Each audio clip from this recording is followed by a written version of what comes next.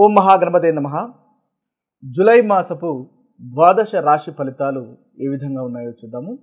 ముందుగా ఈ మాసంలో ఉన్నటువంటి గ్రహస్థితిని ఒకసారి మనం గమనించినట్టయితే ఈ మాసంలో శుక్రుడు తన సొంత రాశి అయినటువంటి వృషభ రాశిలో సంచారం చేస్తున్నాడు. అదేవిధంగా గురువు మనకి మిథున రాశిలోను, అదేవిధంగా రవి కూడా మిథున రాశి, అదేవిధంగా కర్కటక రాశిలో ఈ మాసంలో సంచారం అనేది ఉంటుంది. ఇక బుధుడు మనకి కర్కటక రాశిలో సంచారము, కేతువు అదేవిధంగా కుజుడు మనకు సింహరాశిలో ఈ మాసంలో సంచారం చేస్తున్నాయి. ఇక చూసుకున్నట్టయితే రాహు వచ్చేసి మనకి కుంభరాశిలోను, అదేవిధంగా శని మీనరాశిలో సంచారం అనేది ఈ మాసంలో అనగా ఈ జూలై మాసంలో గ్రహం యొక్క సంచారం. ఈ సంచారాన్ని ఆధారంగా చేసుకొని ద్వాదశ రాశుల యొక్క రాశి ఫలితాలు ఏ విధంగా ఉన్నాయో చూద్దాము.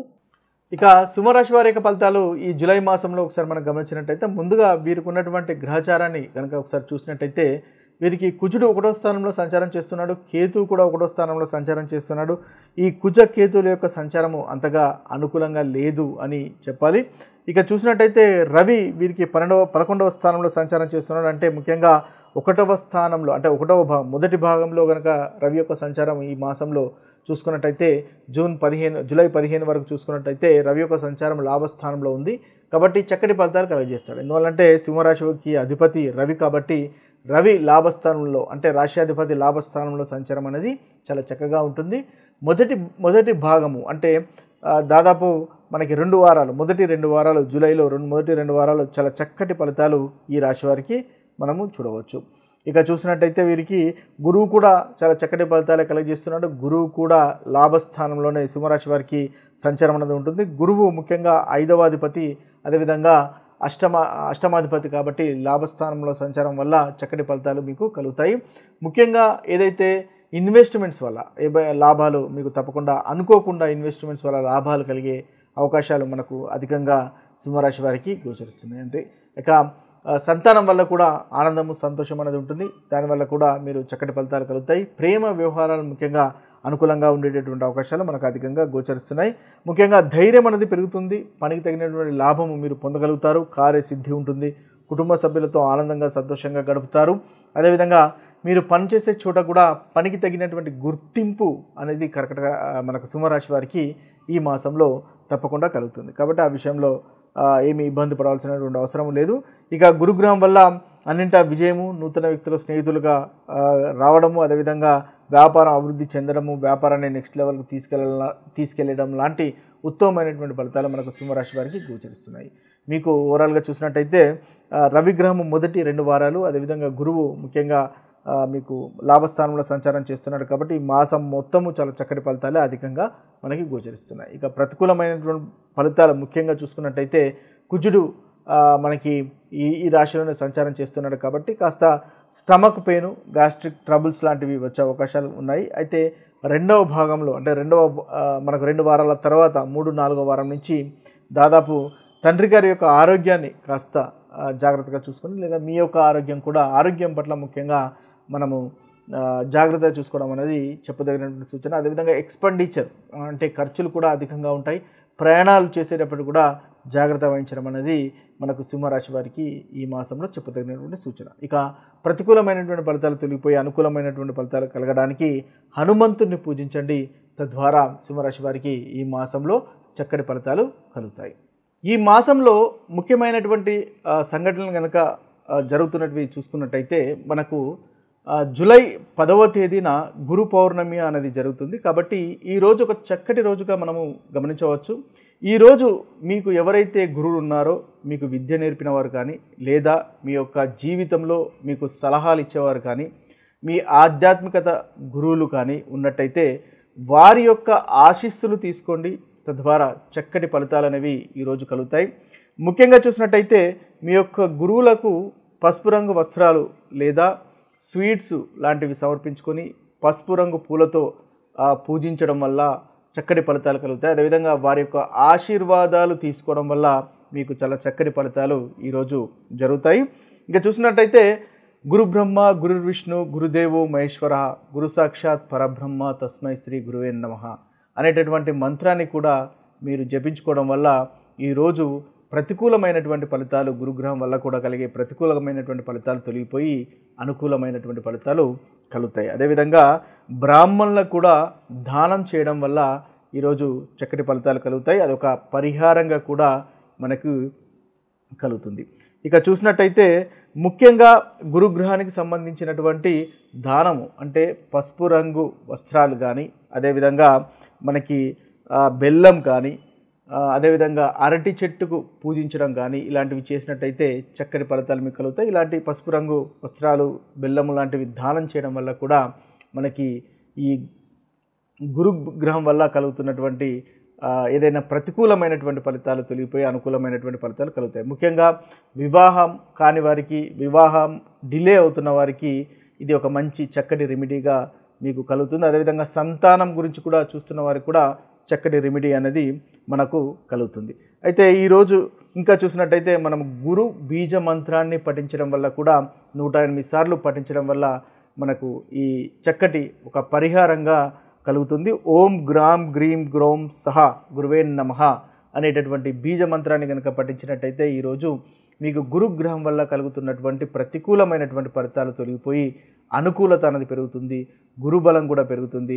తద్వారా చక్కటి ఫలితాలు అనేవి ప్రతి రాశి వారికి మనకి కలుగుతాయి. అదేవిధంగా విష్ణు సహస్రనామం పఠించండి. వీలైనట్టయితే ఈరోజు విష్ణు సహస్రనామం పఠించడం వల్ల కూడా చక్కటి ఫలితాలు అనేవి మనకు కలుగుతాయి. అదేవిధంగా తులసి మొక్కను నాటడం వల్ల కూడా మనకు చక్కటి ఫలితాలు అనేవి ఈరోజు ఈ యొక్క ఏదైతే గురు పౌర్ణిమ అనుకుంటున్నామో ఆ రోజు కనుక చేసినట్టయితే చక్కటి ఫలితాలు అనేవి కలుగుతాయి. ఇక ఈ జూలై మాసంలో ఇంకొక ముఖ్యమైనటువంటి పండుగను మనం గమనించినట్టయితే మనకు జూలై 29వ తేదీన నాగుల పంచమి అనేటటువంటి పండుగ మనకు కలుగుతుంది. ఆ రోజు ముఖ్యంగా నాగ దేవతారాధన కనుక చేసినట్టయితే చక్కటి ఫలితాలు కలుగుతాయి. ఇక చూసినట్టయితే ఆ రోజు జూలై 29 మనకు ఉదయం 5:55 నుంచి మొదలుకొని 8:30 వరకు, ఉదయం 8:30 వరకు దాదాపు 2:35 వరకు ఈ ముహూర్తం అనేది ఉంటుంది.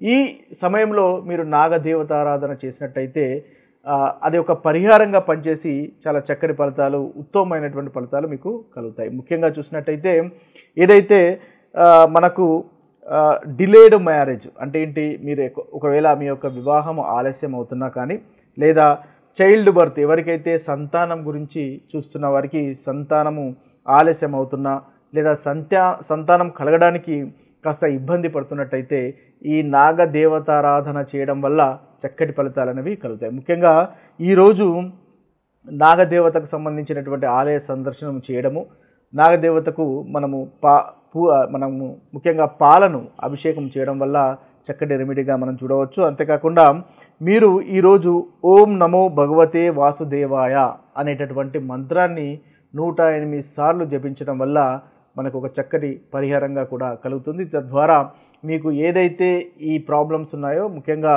మ్యారేజ్కి సంబంధించినటువంటి ప్రాబ్లం కానీ, సంతానానికి సంబంధించినటువంటి ప్రాబ్లం కానీ, ఏదో మనకి జెనెటిక్ అంటే ఫైనాన్షియల్ ప్రాబ్లమ్స్ కానీ, ముఖ్యంగా వంశపారంపర్యంగా ఏదైనా ఫైనాన్షియల్ ప్రాబ్లమ్స్ కనుక వస్తున్నట్టయితే, మనకు ఎందుకు పనులు ఆలస్యం అవుతున్నాయో తెలియకుండానే ప్రతి పనిలో ఆటంకం కలగడము, మనం అనుకున్నటువంటి పని చేయలేకపోవడము, అది ఎందుకు పూర్తి కావట్లేదో మనకు తెలియకుండా ఉండడము లాంటివి ఈ యొక్క నాగదేవత ఆరాధన చేయడం వల్ల తప్పకుండా ఒక చక్కటి రెమెడీగా పనిచేస్తుంది.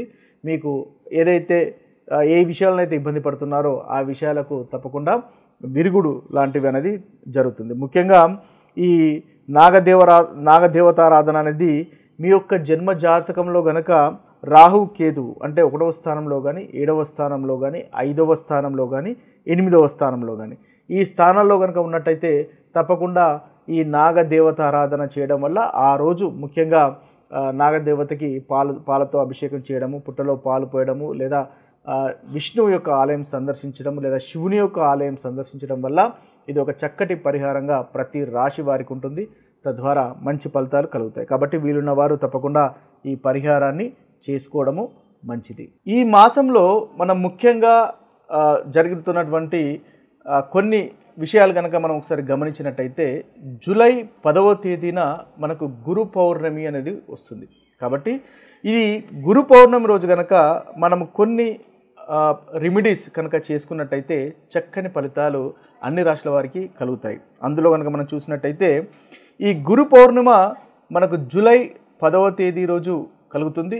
ఆ రోజు మనము గురువుల సమానులైన వారు, ఈ గురు పౌర్ణిమ జూలై 10వ తేదీ రోజు జరుగుతుంది. ఆ రోజు గురు సమానులైన వారు కానీ లేదా మీ గురువులను కానీ పూజించడం వల్ల, వారి యొక్క ఆశీస్సులు తీసుకోవడం వల్ల చక్కటి ఫలితాలు కలుగుతాయి. తద్వారా మనకి గురు గ్రహం యొక్క బలం కూడా చేకూరుతుంది. ముఖ్యంగా చూసినట్టయితే మీ యొక్క ఈరోజు ఎవరైనా ఆధ్యాత్మికత గురువు కనుక మీకు ఉన్నట్టయితే ఆ గురువును పూజించండి. లేదా వారికి ముఖ్యంగా పసుపు రంగు పూలు కానీ లేదా పసుపు వస్త్రాలు కానీ అదేవిధంగా స్వీట్స్ కానీ సమర్పించి వారికి ఆశీర్వాదాలు తీసుకున్నట్టయితే చక్కటి ఫలితాలు అనేవి ఈరోజు కలుగుతాయి. అదేవిధంగా ఓం గురు బ్రహ్మ గురు విష్ణు గురుదేవో మహేశ్వర గురు సాక్షాత్ పరబ్రహ్మ తస్మై శ్రీ గురువే నమః అనేటటువంటి మంత్రాన్ని కూడా ఈరోజు జపించుకున్నట్టయితే చక్కటి ఫలితాలు అనేవి కలుగుతాయి. అంతేకాకుండా బ్రాహ్మణులకు కూడా వస్త్రధారణం కానీ